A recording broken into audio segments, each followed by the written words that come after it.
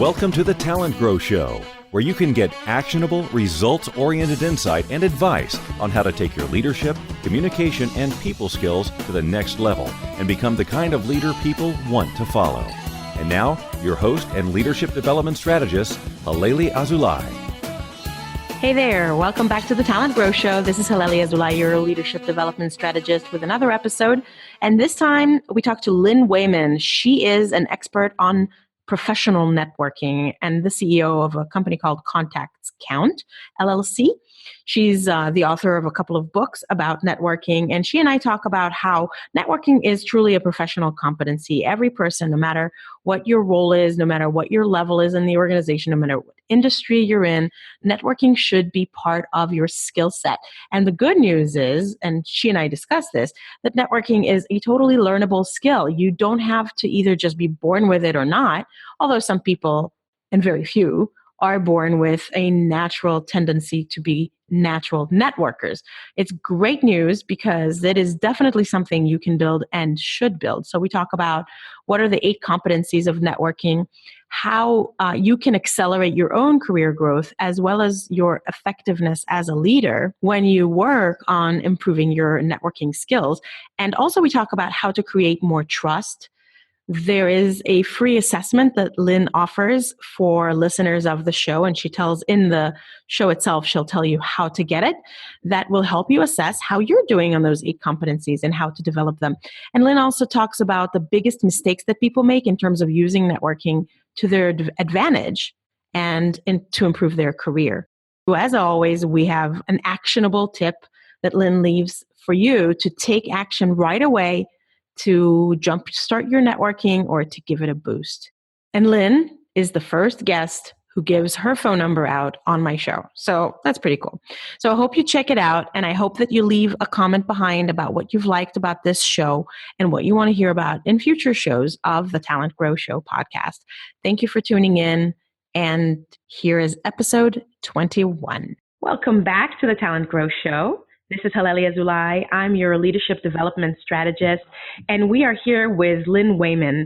Lynne is the CEO of Contacts Count, LLC, which is an international training and consulting firm that she founded more than 20 years ago and specializes in working with corporations, Fortune 500 companies, government agencies, associations, professional services firms to support their business development initiatives and the growth and development of what she calls the network-oriented workforce. Lynne and I are going to talk today about networking and how people used to think about it as a tool just for finding a job or getting new clients for sales. And now most professionals and most organizations recognize that it is actually a professional competency and that every person in an organization, regardless of their job type and their level and the type of organization they're in, really needs to build a networking professional competency. So, Lynne, welcome to the TalentGrow Show. Thank you. It's my pleasure to have you, and I always ask my guests to give us a very, very quick overview of their professional journey before we dive into the content, just so we can get a sense of where you've been and how you got here. Of course. Well, around 1990, 25 years ago, my sister and I started this business. She was in Kansas City and I was in Washington, D.C. at the time. And we realized that a real niche that we loved and a niche that needed to be served was to teach people how to network. And it was a challenge, Halelly, because at the time, networking had sort of a jaded reputation. I mean, people used to think of it as pushy or manipulative. So our mission has been to bring it up and help people realize that there are actually 8 different competencies that will make you a good networker, and maybe we'll go into some of those. I would love to do that for sure. Yeah, I get this all the time. In my work, I actually also help people learn about networking as part of the work that I do with leaders and aspiring leaders. And it's almost like networking is a 4-letter word, right? Like people just get turned off when they see That's right. and it has a lot of more letters and a lot more to offer. So I definitely, I'm on a similar mission, although not as singularly focused on it as you have been in your career. Yes, this has been our whole focus for 25 years. It's amazing. And you've done so much research and you've got so much on the ground experience. So I really look forward to digging into some of that and unpacking it for the listeners, because I know that even they might be part of this camp that thinks networking is icky. And it is. Probably so. A lot of people are. Yeah. Our studies show, Halelly, that about 20% of the population, no matter what job type we're talking about, no matter what profession, about 20% are what we would call natural networkers. They have some just natural facility in talking to people and doing all the right things that make them likable and competent and show their character and competence.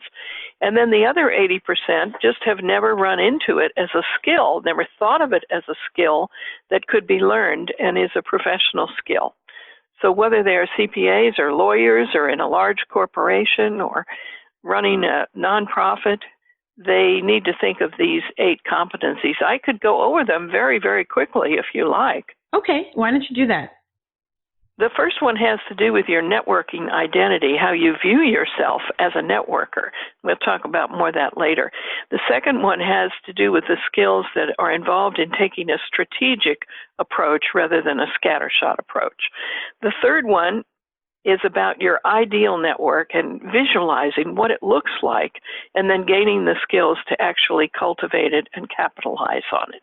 The fourth one is trusting relationships. We've discovered in our research and work with so many different companies that there are actually 6 stages of trust building or relationship building, and there are appropriate things to do and say at each stage. So people say to us, I don't want to be too pushy, but I don't want to be too passive either. And that's what the 6 stages are about. Once you know what stage you're at, stage of trust building, then you can figure out what to do or say so you can avoid asking for too much too soon, or worse yet, asking for too little too late. The 5th competency has to do with social acumen. These are the things like teaching your name. And Halelly, I love what you have on your website.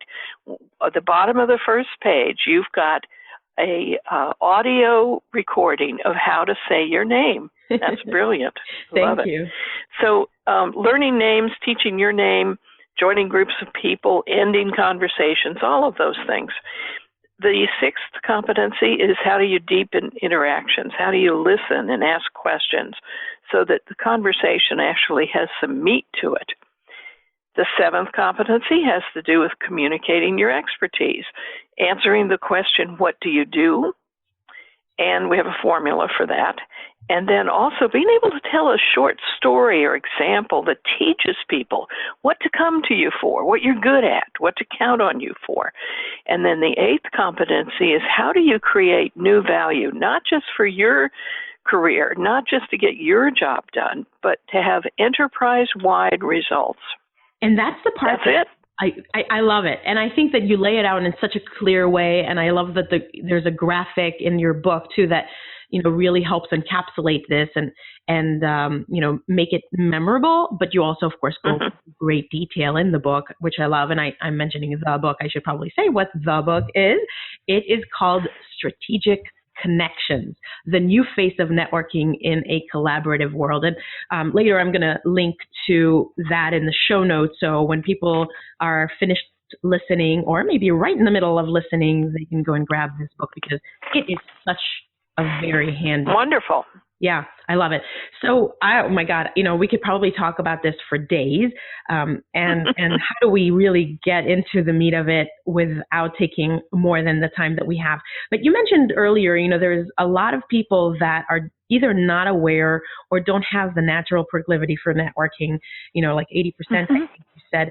And the idea being that this is a learnable skill. It isn't just something you're either born with or not born with.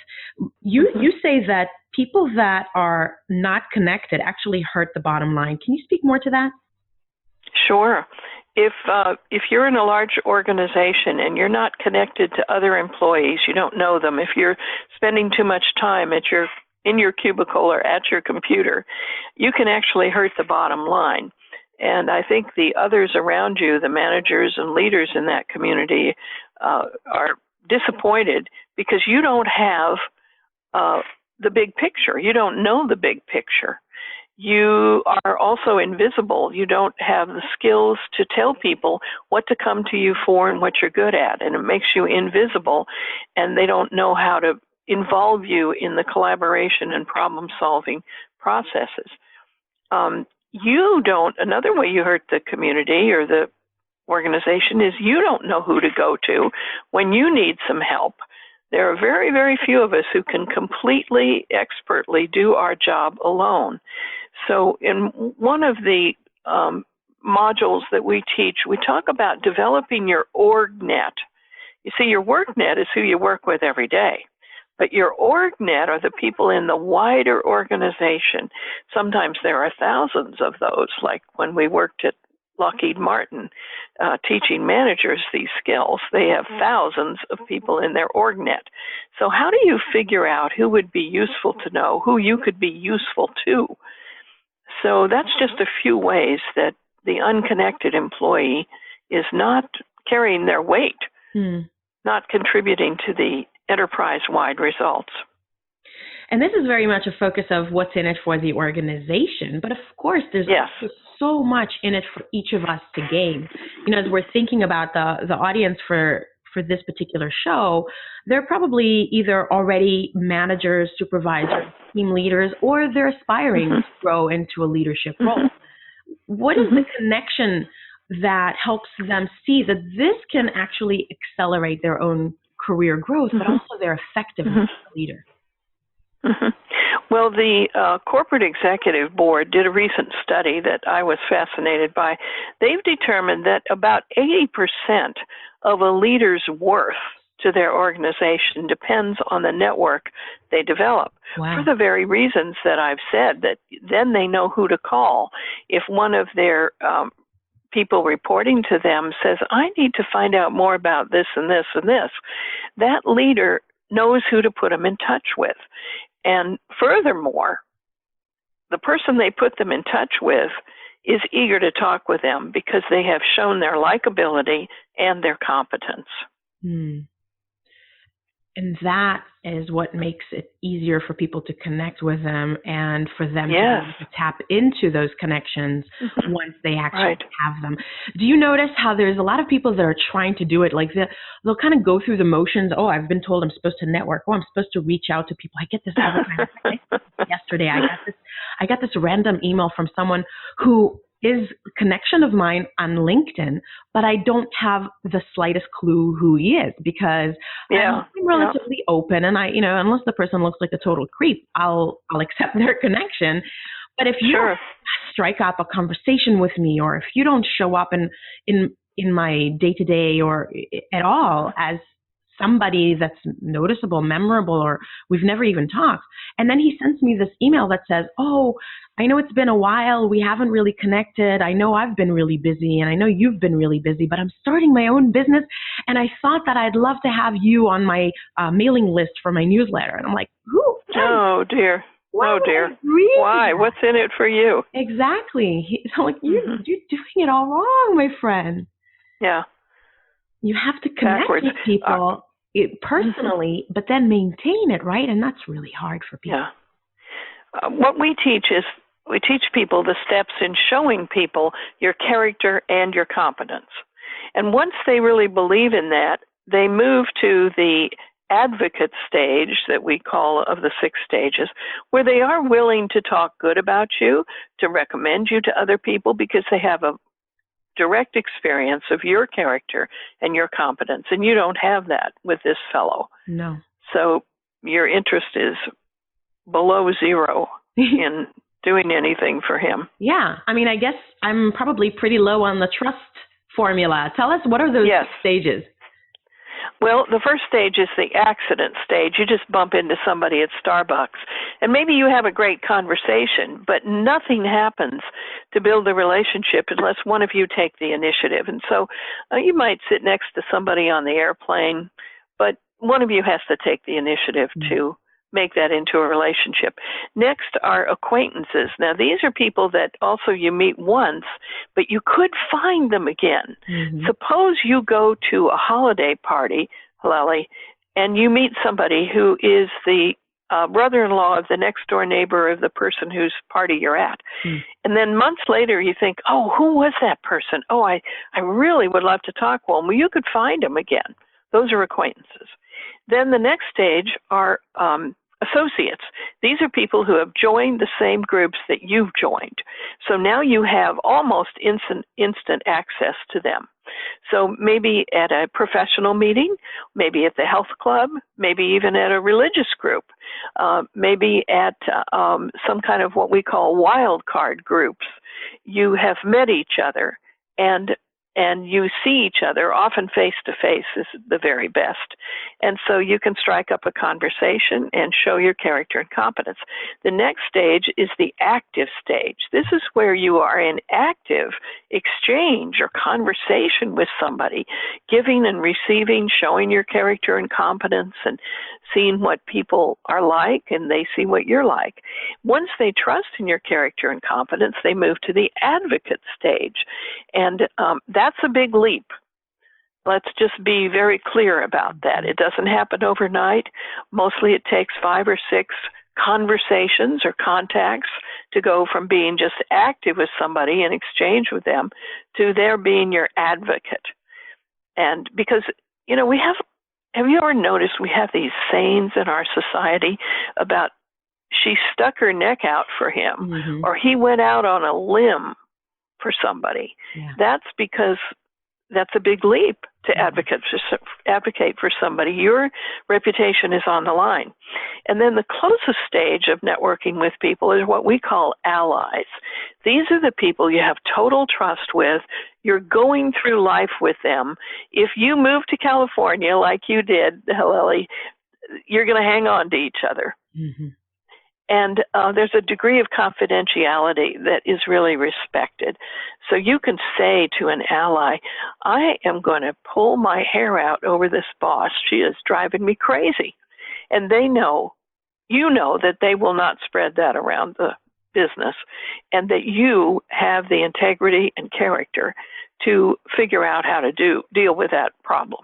Those are the 6 stages quickly. We have a whole chapter in the Strategic Connections book about them. And if you're really curious about how you're doing with these skills, you can contact me and ask to take our networking competency assessment.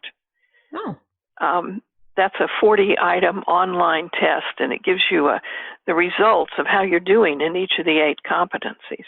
Oh, cool. Good. So can we link to that in the show notes, or is that something where people would just email you to ask for? No, they need to email me about that if they want to get a copy of that. All right. Well, you got it here. So you make sure that you email Lynne. I'll add her contact information in the show notes, and you just tell her that you heard her on the TalentGrow show, and you want to know how you're doing on those 8. And you can just ask for the NCA, the Networking Competency Assessment. Okay, sounds good. So Lynne, you meet a lot of people, you help a lot of people with these competencies to develop them in the course of your work. I know you do a lot of webinars and training, and you have actually certified trainers around the world who do this great for you. So what is, you know, the biggest mistake that you see people making in terms of networking to advance their career? Okay, good question. I think it's not being at all aware of these 6 stages of trust building, and so constantly making mistakes, either not asking for help in a way that you actually could, or asking for things that are inappropriate. You know, if we just meet and I pass you my resume and say, will you show this to your boss, why would you do that? Yeah. There's you don't know who I am, it might not be a good idea. The other mistake, I think, is that people are unaware, unconscious of what we call their networker identity, how they view themselves as a networker. Networker identity is the story I tell myself about the role I play in the lives of other people. So, for instance, we work with a lot of CPAs and lawyers, and they often are very technically skilled, very, very professionally adept, but they aren't aware of how they view their role with other people. So they say things like, I'm a CPA, don't we have a marketing department to get out there and get the business? They don't realize their business role. Or they say, I'm an introvert, I'll never be good at this, I'll let somebody else do it. Or they'll say, I don't really like people, I'm not really good at this. It's just the same way that people say, I'm a good marathoner, or I'm really dangerous in the kitchen.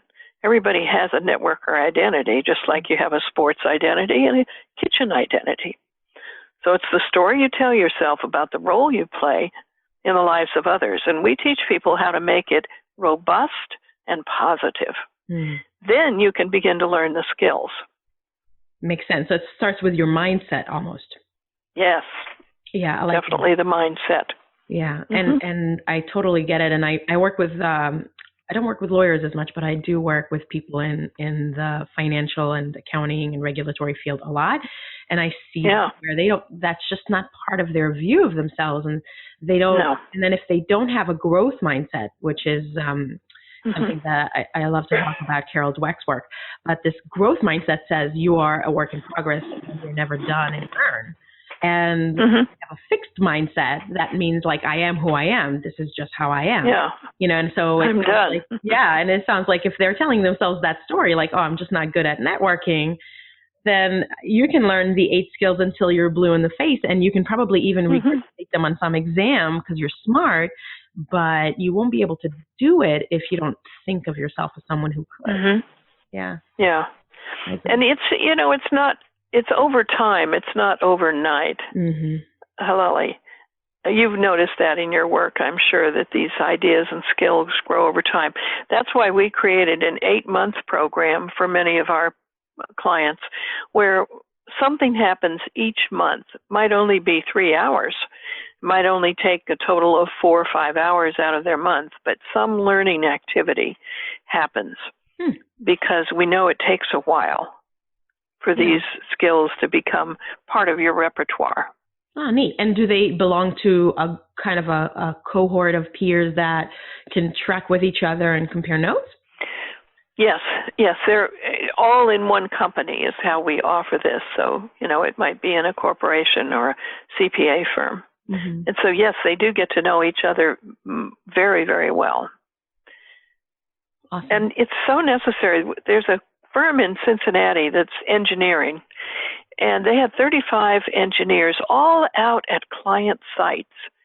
And they were told, these engineers were told, that 1/3 of their annual bonus would depend on their success in uncovering new business or extending the business at these client sites where they were every single day for months and months.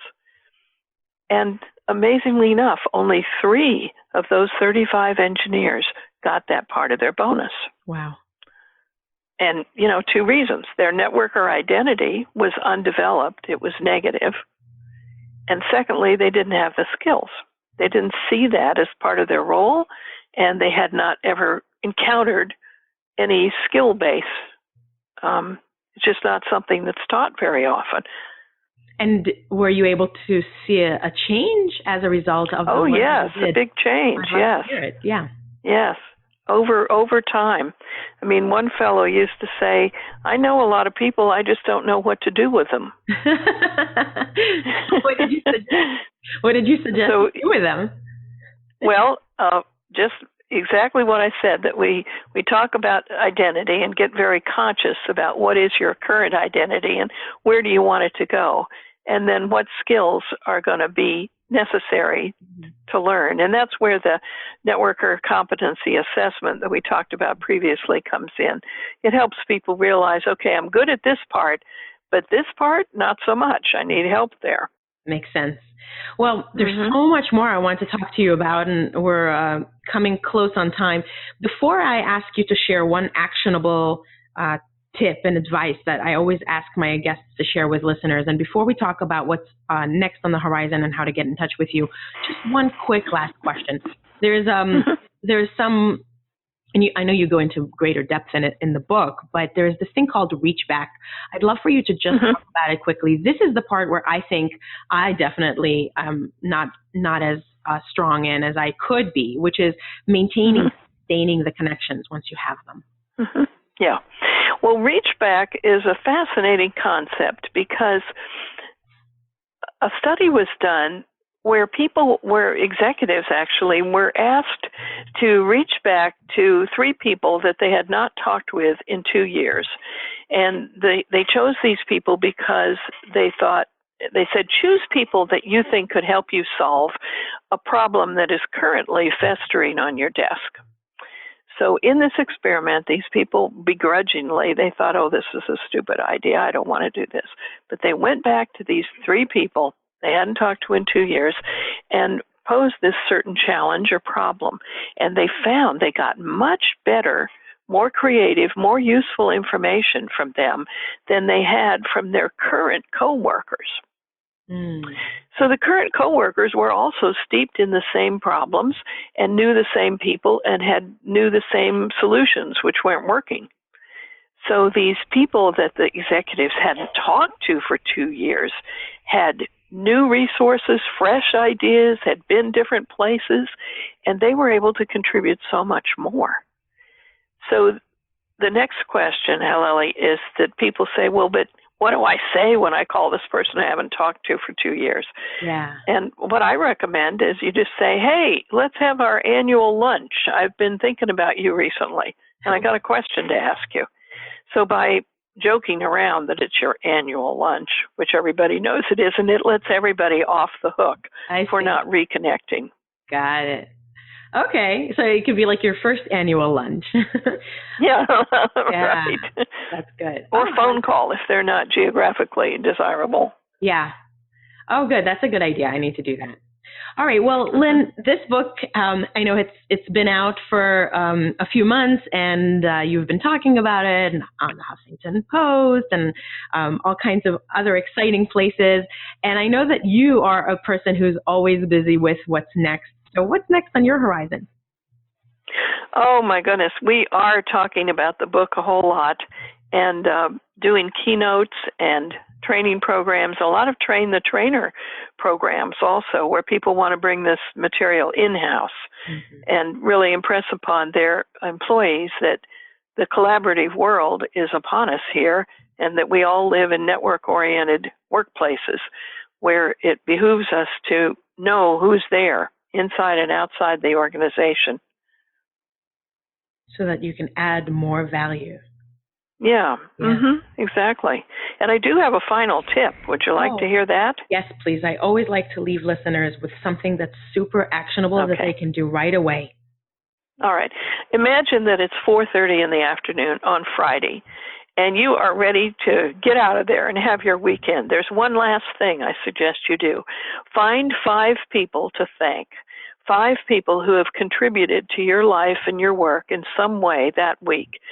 And maybe they referred somebody to you. Maybe they gave you a great resource. Maybe they just gave you a pat on the back. Maybe they introduced you to someone. But 5 people that you appreciate, and then find a good way to thank them. It might be email, it might be a handwritten note or a Hallmark card. You might even send them a $10 Starbucks card. It just depends on the relationship and what happened. And if you thank those 5 people, if you can find 5 people to thank every week, you will be growing your network through gratitude. And gratitude does make the world go around. So find 5 people to thank and close your week out that way. I love that, on such a high note, right? So you're adding value to others, but we all know that actually gratitude even adds a ton of value to you and makes you happier. Mm-hmm. I had an episode about that right around Thanksgiving, and I believe that very strongly. Good idea. I love it. I hope people will be doing that, and you don't have to wait for Friday, people, right? You can do this. That's true. If you're the it's a great way to reconnect. Right. Okay, cool. So how can people connect with you, Lynne? All right, so I'm in Newtown, Pennsylvania, and my phone number is 301-589-8633, and my email is lwaymon@contacts count, like make your contacts count. Contacts count. Great. I don't think any guest has ever given their phone number out on my show, so way to go out on a limb, Lynne. Oh, sure. I love talking with people. Very cool. Well, I've enjoyed talking with you. I am glad that you're part of my network so that I could invite you to be on the TalentGrow show and share your insights and your experience with my listeners. I hope that listeners will take you up on that offer to keep in touch so that you can be part of their network, that they'll take you up on the offer to get the assessment, and that they'll take the action you've suggested by thanking 5 people on Friday or Tuesday or whatever day it happens to be. Lynne, thank you for And thank you, Halelly. Thank you so much for doing all of your podcasts. They're a great resource on your website. Thank you very much, Lynne. I appreciate that. I appreciate you. And everyone, make today great. So what was your biggest takeaway from that discussion? I hope that you have seen the light about how networking is something that is totally doable and really important, and that you got some actionable ideas that you can implement to take your networking to the next level. And I love that last suggestion. So let's do it, okay? Let's all do it. Either you do it today, you do it tomorrow, do it one day this week, okay? Send out those 5 thank yous to people, and that's going to make a huge difference. So let's hold each other accountable. So tell me in the comments on the show notes page, which is found at talentgrow.com/podcast/episode 21. Tell me in the comments what it is that you took away from this episode and what you'd like to hear in future episodes. Remember, I do interviews of interesting people about leadership and communication, but I also now will be doing more and more of those solo shows where I teach you something from my repertoire about leadership and communication, and maybe just in general, self-improvement and workplace skills. So I'd love to hear from you about what you want to hear from me, and that will make this work great as a win-win for both of us. Deal? All right. So I hope you make today great. Thanks for tuning in. This is Halelly Azulay, your leadership development strategist. See you next time.